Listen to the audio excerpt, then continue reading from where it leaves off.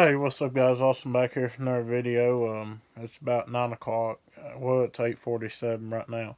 But I'm actually going to do a video over something a lot of even professional fishermen, Scott Martin, the Googans, Milliken, Tactical Bassin, I've yet to see a video of theirs that's big YouTubers over this. And this is the biggest thing about fishing.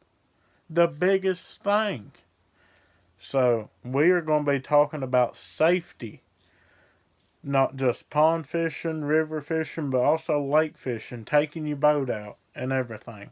I see videos on how to do it, but I don't see videos explaining why to do it. So, we're first going to talk about the younger kids getting out there with your push button rod and reels, and that's us like 5, 6 years old, just now learning. You see a lot of older people stand right at the bank. Right at the bank. God.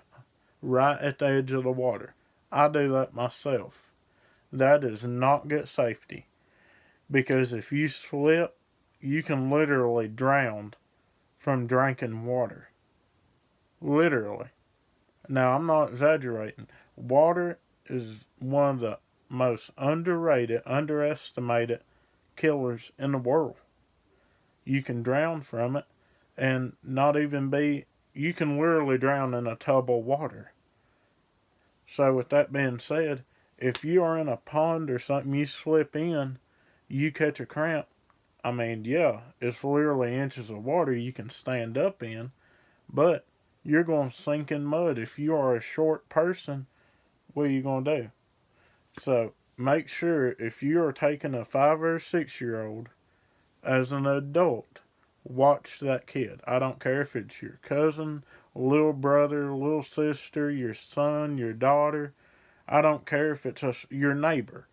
Watch them because they don't know as much as you do. They are looking up to you to explain them stuff, to teach them stuff. That way they can pass it on.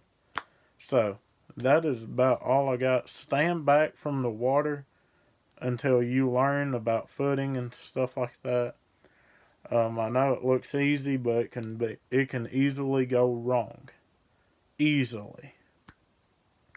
So just pay attention to your surroundings, pay attention to what you're doing. Second, river fishing. If you are not used to wading out in swift water, by all means, do not do it. If you see a 6 foot guy go across and it's right here and you know you're only 5 foot, don't try it. I actually was white bass fishing last year. Me, my dad, my brother, and my nephew, we went to Dix River. It runs into Harrington Lake in Danville. We saw a guy go in, and I'm talking about in a pool of water that was that big deep hole. Because you have them rapids and it's rocks and trees, and then it's some big holes that sometimes may be 4 foot, sometimes maybe 8, 10, 12 foot deep, maybe deeper. It's like shallow, then it drops off, and then back shallow, drop off, and things can go wrong. If you cannot see the bottom, do not try it. So he actually, again, footing. It was a cliff and it just went like that, and then into the water. It was rounded. So he was trying to fly fish in his tree, so he squatted down. You know, he's working his line and his rod. I don't know how to do it. So I guess you'd do it like that. And then he went like that, and when he did, his balance got off, and he went in the water off that cliff. He was hollering for help, and we couldn't do nothing. And the current was just taking him down. And luckily, it was a tree there he caught a hold to, and had enough arm power and strength to go to the other side where it was shallow, and then come up beside us where it was shallow. Make KFC famous. But if you are not familiar wading across swift water, rapids, it's very hard to do. A tip for that, do not lift your feet up. I don't care if it's that much, do not lift them up. What you want to do, you want to scoot them. just scoot across there. So, I watched my brother. I wasn't familiar with it. I'd never had waded across deep, deep water like that. I'm talking about 4.5 foot. I'm 6'1", and it was deep on me. I had them waders on that came up to my belt. Them was soaked. And luckily, Dad, he told me exactly what to do. If I was down there by myself, I wouldn't have done it. But I knew I had my brother, my dad, and my nephew there. If something went wrong, I had help. And we went across as a team, holding one another. Now, I'm a grown man. I'm 18, getting there to be 19. I'm not ashamed of it. We went in teams and we held one another's hand. Grown men out there, 70 plus, 40 plus, 18 plus, and 20 plus held hands going across that. Not ashamed of it at all. Because safety is priority. It ain't a fish out there. I don't care if it's a world record. It is not worth your life or someone else's life. Now, with that being said, now, if you're not used to walking a long ways and it's hot, don't do it. Because heat strokes can happen. You can be out there, pass out, be miles from the truck. That happened to my dad. It was setting up raining and he pushed himself. Why? Because of me. And I didn't want him to. But he wanted me to catch my first white bass. It happened, but I almost lost my dad. And the reason why I'm going over a safety video is because it's something people need to know. Younger generation. I don't care if you're 6 years old. Watch this. I don't care if you're 20. Watch this. You may know something. You may learn something. Or you may comment down there in the comments letting me know something that may potentially help me out in a situation. We was at the same spot. We went up to the willow shoots, past the willow shoots. It was raining. We had on our rain suits and stuff. It was probably upper 70s, almost 80 degrees. Me or him hadn't ate nothing. He has issue with blood pressure and stuff. His blood pressure got down. He passed out. And I kept asking him. We had water with us, but that wasn't going to help. So I said, "You want me to go to the truck?" "Yeah." I got halfway up the bank and he said, Austin. And he went out of it. I had just enough time to run, slide down the bank, and go to him and catch him before he hit the rocks. Because if he had hit the rocks, I don't think I'd have my dad here. So I was screaming for help. That was before I got my phone. I was 16. Yeah, I was 16-year-old. Didn't have a phone, believe it or not. I didn't want one. But then I learned I needed a phone in case something like that. Now, I don't care if it's a prank call. I don't care if it's a fake ID or what. I answer it. And if I don't, I call them back.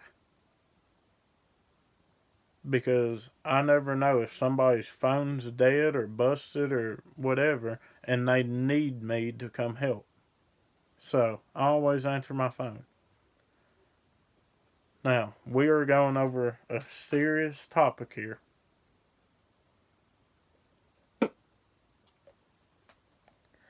And that is lake safety and boating.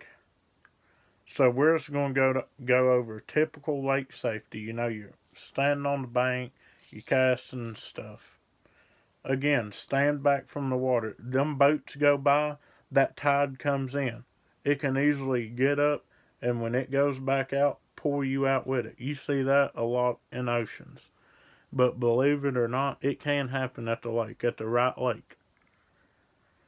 Now, I know a lot of people, they dive off them 40-foot rocks and crap at Laurel Lake. Ain't no way I'd do that. Because you never know when something goes wrong. It could be something under the water. It could be a tree down there. It could be a rock down there that wasn't there the year before, and you hit it, and then there you are. Now, you can literally belly flop or hit your back, and you're done. All your air comes out. You're sinking like a rock. Ain't got the air in your lungs to swim back up top of the water. Now, especially if you don't know how to swim, you definitely don't need to be diving off rocks. And if you don't know how to swim, you definitely need to be back off of the water some. It's not worth your life. I don't care if it's a fish of a lifetime. Now, same way on the boat ramp. Don't be out there when it's like this. In Kentucky, we're getting snow and ice. Them ramps is metal. You will literally slide, and if you slide, you are done. You are coming off that ramp in that freezing cold water, taking a chance of getting hypothermia. And especially that water being this cold, 30, 40 degrees, air, it just seems like it saps out of you. Not slowly, but just instantly. And if you panic, you're done. I'm sorry, but you are done if somebody ain't there. Now, another thing, if you are on the dock and you are a younger kid, make sure your parents has you a life jacket. I don't care if it's a Walmart special life jacket. Or I don't care if they go out and buy you a $250 Mustang jacket, life jacket. Just have some type of life jacket on.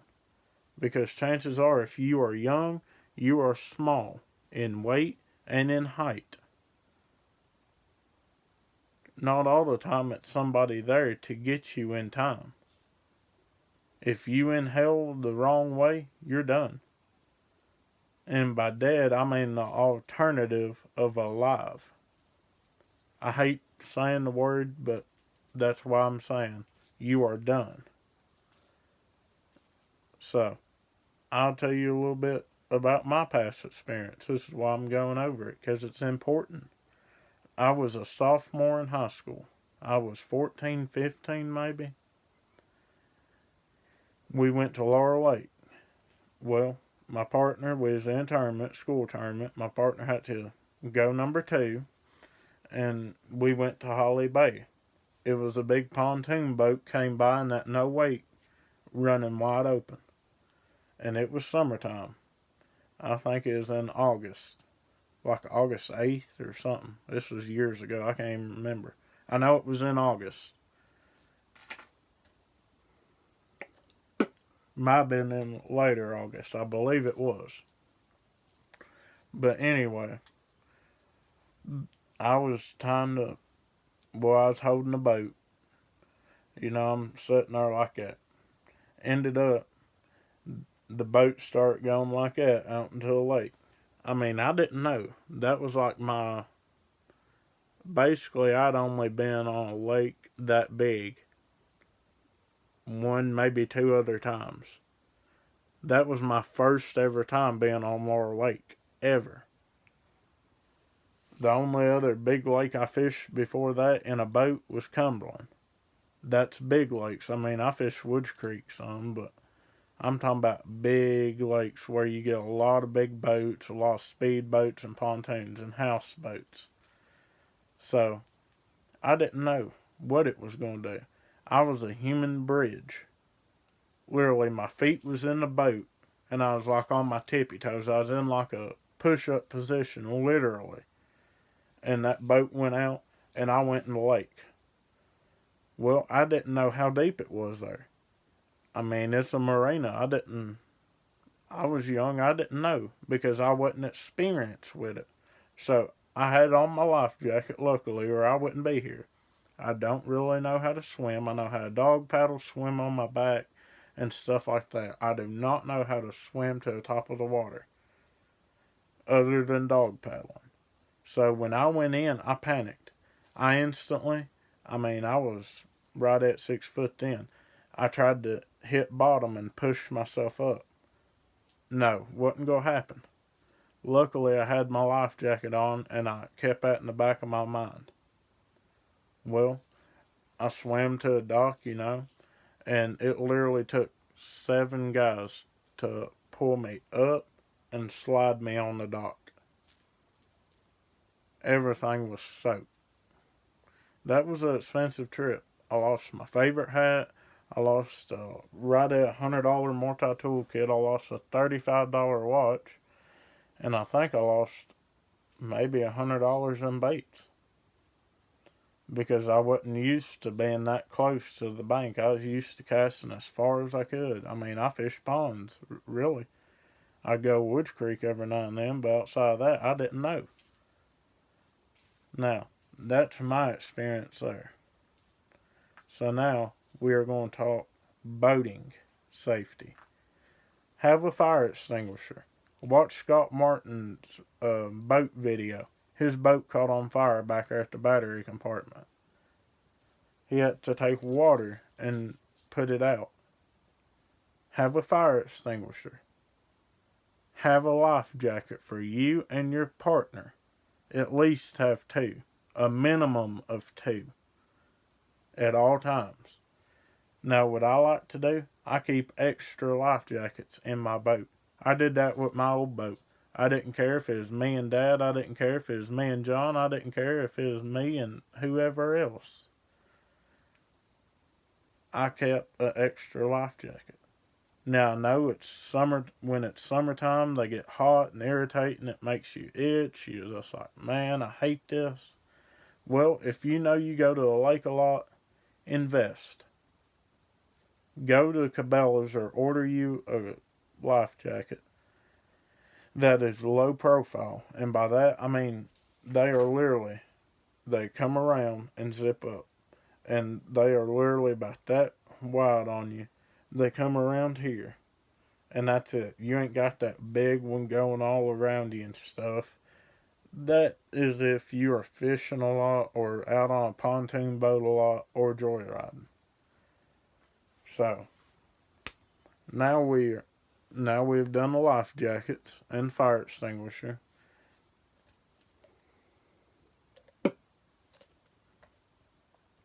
Now we are going to talk having a backup plan. Well, you're out there. Well, if your trolling motor goes dead, then what are you going to do? You're going to use a big motor all day, use all that gas, drain them batteries? Well, say that goes dead. What are you going to do? Have a paddle. Yes, you're going to think I'm crazy. A lot of y'all's just like, what's a paddle? But have a paddle. You can literally go to Walmart and get one for $10.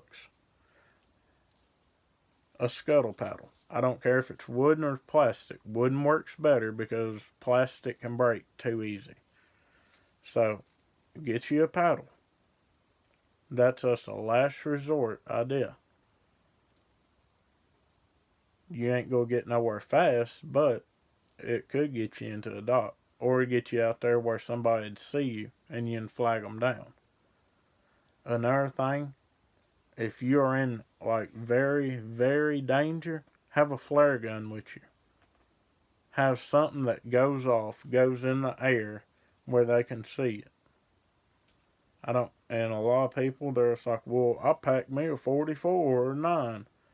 Yeah, they're going to think you're freaking stupid and shooting at a snake or something.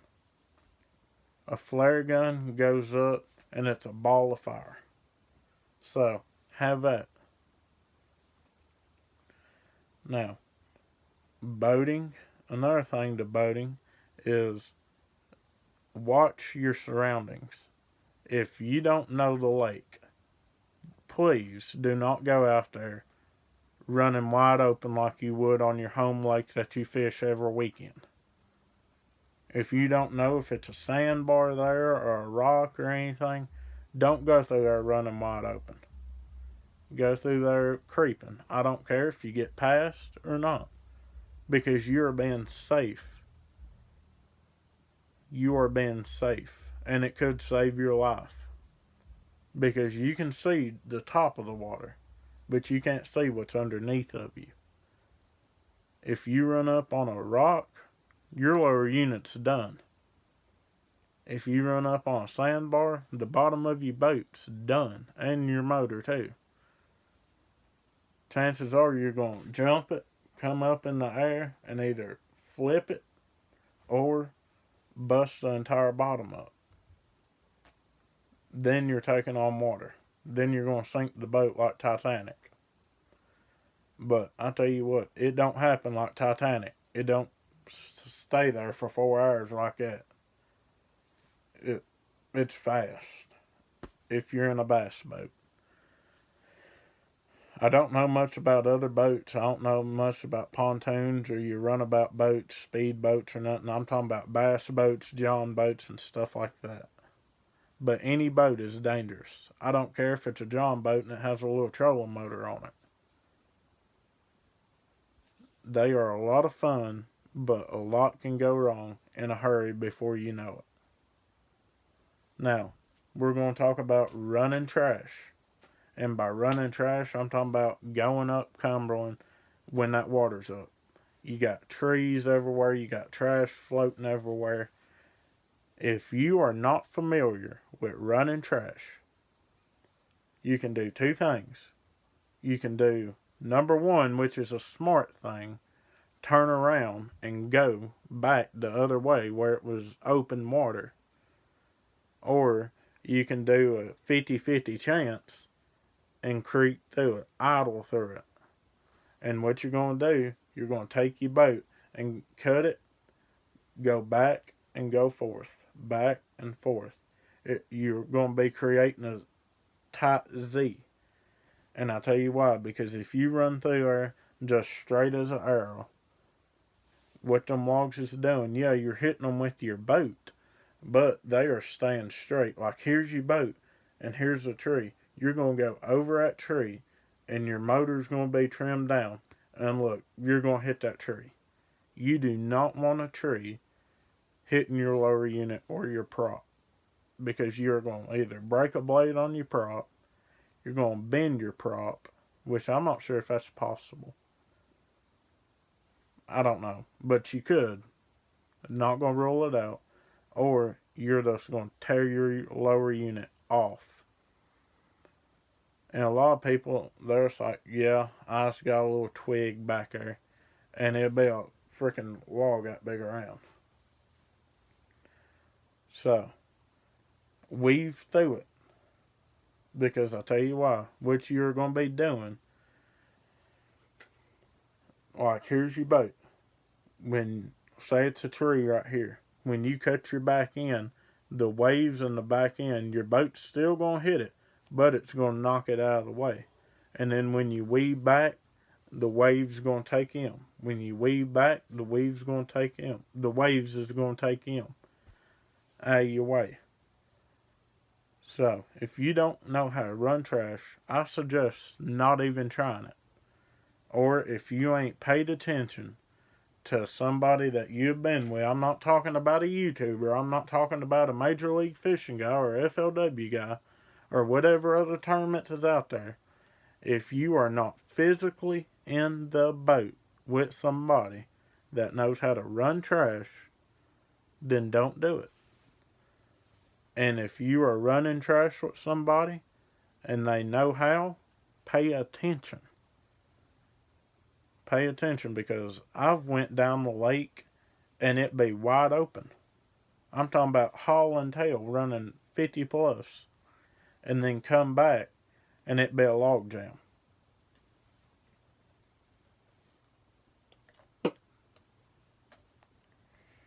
That was a good example of that trip me and Gage took to Cumberland last year. We put in at Burnside, went to Conley Bottom. We got halfway there, it started raining, and I was just there the day before on Cumberland. Conley Bottom was wide open, hauling tail. Well, me and him, just that little bit of rain and that fast, it rained all that night and all that morning. It was clear at Burnside, got halfway to Conley Bottom, started raining on us, shut everything down, put our rain jackets on, rain suits on, And I'm not talking about a little mist. I'm talking about a downpour where it stung when it hit. Like it felt like you was just getting swarmed by bees. It stung. Got up to Conley Bottom, right where you could see Conley Bottom's dock and log jam. I'm talking about trash floating, limbs, logs, trees, everything. Where it done got up in them coves and washed it out. Well, that's how I learned to run trash. Sam Baldwin and Gage Griffin. Gage, he fishes that river up there. I didn't know that it was that much trash up there. He took me through it fast, and I'm almost like, oh Lord, I'm getting ready to die. He taught me to weave. I paid attention to him and Sam. Gage, he's 20, 24, 26, and in college. Sam, he's 40, 50 plus. They both taught me how to run trash. And if I didn't know how to run trash at Harrington, I'd been done. I would have been done. And I don't care if you do know how to run trash. Don't run through there 30, 40, 50 mile an hour. Idle through it. Be safe about it. Be cautious about it. Because while you're spending that money on a lower unit or a new prop, you could be spending it on baits, rods, reels, line, or you could save that money back. And I'm talking about lower units and props ain't cheap. I'm talking about 5 to, I don't know how much a lower unit is. Props, I know they go 3 to 5, some $1,000, some higher. So you could take a really nice trip. You could go to another state fishing with that money that you chose to be careless and reckless with your toy. Fishing, boating, riding around's a lot of fun, but a lot can go wrong. So, that's just some tips and tricks to be safe about fishing, whether you're river fishing, bank fishing, or lake fishing, or just out there joyriding. Another major tip, this happened to me. I had a big runabout. Well, I'll tell it where it makes sense. So, me and my ex Abby Gray, a lot of y'all know her, but we was on Laurel. This was the first time she had been on a big lake. So, I'm just riding around and showing her some scenery and stuff before I actually got in fishing. She wanted to fish too and get a tan. But, okay, enough about that. So, we was coming from a spillway from Laurel Lake. I took her back there and showed her the beach. Well, we was coming back. We passed the first island there by Holly Bay. And it's a big cove there. Well, it's a pontoon boat sitting right here that's sitting out there in the middle of the lake. Don't know what he is doing. Don't know if he was broke down or not. But anyway, is another speedboat coming this way. And ended up, I swung out that way. That way I was out of the speedboat's way and the pontoon boat's way, and I had enough room between me and the bank. I knew the bank was 60 to 80 foot deep, so I didn't have a worry. So when I swung out to pass that pontoon boat, that speedboat literally went like that, turned and darted between me and that pontoon boat and came right back around to that pontoon boat and set. Well, he didn't leave me no room. And this can really happen to you. I was running 50 plus. I literally just took my foot off of the hot foot. I set my boat down, drowned at my back end. I had waves washing all the way to my tackle storage. My tackle was literally wet for days. Thank you, buddy, if you're watching this. Yeah, you costed me about $300 in terminal tackle. Just in Ned rigs and shaky heads, not counting my jigs and top waters and crankbaits. But thank you for that. It's very much appreciated. But he went right back over to that pontoon boat, the same exact direction he was coming. I reckon he was running too fast, and that was one of his buddies. He couldn't slow down or nothing. So I don't know what it was, don't really care. But if I'd have hit that wave, the bottom of my boat would have been done. I couldn't have made it to the boat dock. I knew I couldn't. So that was the only choice I had, was just completely letting off the gas, shutting her down. And I said, buddy, did you see me? What's going on? He said, oh, I'm sorry, I didn't see you. I said, well, if you didn't see me, you should have been able to hear me. And people like that, they have no respect for you, and they have no idea what they could cause you to do. They think, oh, yeah, I beat him. Oh, it's funny. They're laughing. They're showing off, having a good old time. While you are out there showing off, having a good old time, watch others. I don't care if it's a little bass tracker. I don't care if it's a John boat. I don't care if it's a houseboat, pontoon boat. And I sure don't care if it is a $80,000 bass boat. Watch out for people. Please. It's respectful. It's nice, kindful. All of them go together in one. And it just ensures safety. It just ensures safety. You never know when you could be out there broke down. It don't hurt to help somebody. If you think somebody's broke down, go help. I would have helped that guy in that pontoon boat if I didn't know that a runabout boat was helping him. When he came up and cut, that let me know he was going to him. I figured they was buddies, so I just went on. But please be careful whenever you're out around water. It's fun. You swim in it, you fish in it, you ride on it. It's fun. I get it. Especially on holidays and summertimes. You got pontoons, houseboats, joyriders, and it ain't a good time for fishing, but it's a fun time for other stuff. Jet skis. Just wear a life jacket and have backup plans. Keep tools in your boat. Keep extra rope in your boat. Not just to tie to the dock with, but you never know when your motor may quit and you may have to pull that boat up on your trailer to get it off the lake. That happened to me. I literally took my trolling motor and loaded my boat. Twice. And I used the rope once to do it. Have a pair of shoes extra in your truck, or shorts extra.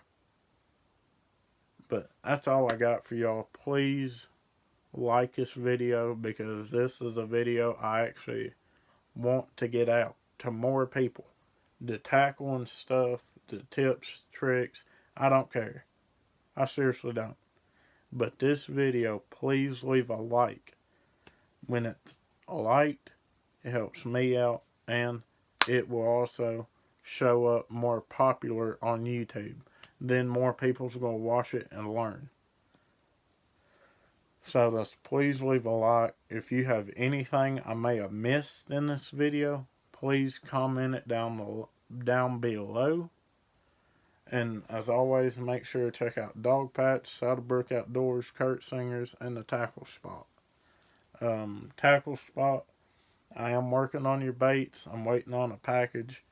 And Dogpatch, I am going to be getting your hooks done. I'm waiting on that same package from Barlow's. It's been over a week. But thank y'all for watching. Y'all be sure to be safe and have a good day.